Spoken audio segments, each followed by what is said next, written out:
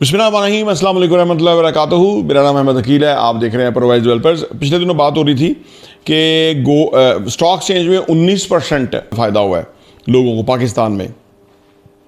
और अगर real estate की बात करें तो 5 सालों में डबल से भी ज़्यादा फ़ायदा हुआ है लोगों को 5 सालों में। 5 ईयर्स में पाकिस्तान में, दुनिया भर में तो मुझे ज़्यादा नहीं पता, लेकिन पाकिस्तान में अगर 5 सही डायरेक्शन में सही जगह पे आपने इन्वेस्ट कर दिया, 5 सालों में आपका पैसा ज़रूर डबल होगा। 5 से 5.5 हो सकते हैं, 4.5 हो सकते हैं, 5.25 हो सकते हैं, लेकिन ये बहुत बड़ा एक पीरियड है जिसके अंदर आपकी प्रॉपर्टी डेफिनेट अप्रिशिएट होती है। वजूहात हैं बेशुमार। नंबर 1 पॉपुलेशन, नंबर 2 महंगाई वगैरह हो रही है, नंबर 3 पाकिस्तान में जो ओवरसीज़ पाकिस्तानी है वो पैसा भेज रहे हैं। $40 अरब हर साल आता है, और महीने का देख ले कितना पैसा आता है। तो वो प्रॉपर्टी में ख़रीदने के लिए आता है तो वो तो महंगी होगी। फिर ये कि पाकिस्तान, इंडिया, बांग्लादेश, यहाँ प्रॉपर्टियाँ सस्ती नहीं होती। फिर ये कि पाकिस्तान का आने वाले टाइम में बड़ा स्कोप बन रहा है। बहुत सारी वजूहात हैं।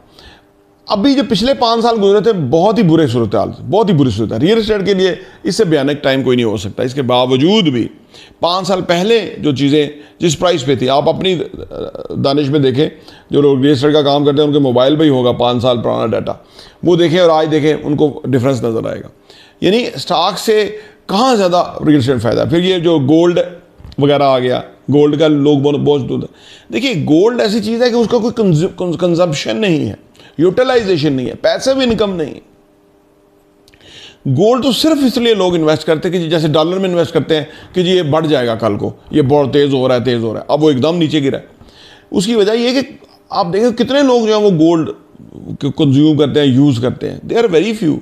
पाकिस्तान में तो कल्चर ही ख़त्म हो गया जब से गोल्ड महंगा हुआ है। लेकिन रियल एस्टेट का कल्चर कभी नहीं खत्म। कोई गरीब आदमी है ना, जब भी उसके पास पैसे होंगे ना, 50 लाख भी आएंगे ना, वो 25 का प्लॉट लेगा, 25 उसके ऊपर बनाएगा, या अपार्टमेंट लेगा और उसमें रहना शुरू कर, सर छुपाएगा। वो कहेगा मेरे लिए मियाँ बीवी 2 बच्चे मेरे लिए काफ़ी है, 1 बेड मेरे लिए काफ़ी है।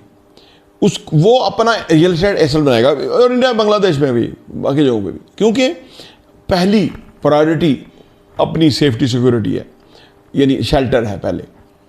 ठीक है ना। जब आपका अपना घर होता है तो किराया नहीं जाता, रिस्पेक्ट रहती है, धारस रहती है कि आपके पास कुछ है, रियल एस्टेट है, जो कि कल को महंगा ही हो रहा है, वगैरह वगैरह बहुत सारी वजूहत है। तो 5 साल के अंदर रियल एस्टेट में पैसा डबल होता ही होता है। कहीं भी इन्वेस्ट करें, इवन, लेकिन रियल एस्टेट की फॉर्म में नहीं। 25 साल हो गए वो सोसाइटियाँ उधर की उधर बैठी हैं। 2016 में सोसाइटी लॉन्च हुई थी, 26 में वहाँ कोई बसा ही नहीं वहाँ कोई। 10 साल हो गए और माल इतना बेचा खरबों रुपए का। अब मैं नाम नहीं लेता, पहले ही वो सोसाइटी वाले बड़ा माइंड करते हैं। खैर, इससे फ़र्क नहीं पड़ता, माइंड करते रहें, लेकिन जो गलत बात है उसको तो गलत कहेंगे चाहे कुछ भी हो। ठीक है ना। वहाँ बसा ही नहीं कोई। वो क्या काम करते हैं, वो कितनी बड़ी गेम अपनी बना रहे हैं कि वहाँ कोई बसा ही नहीं यार।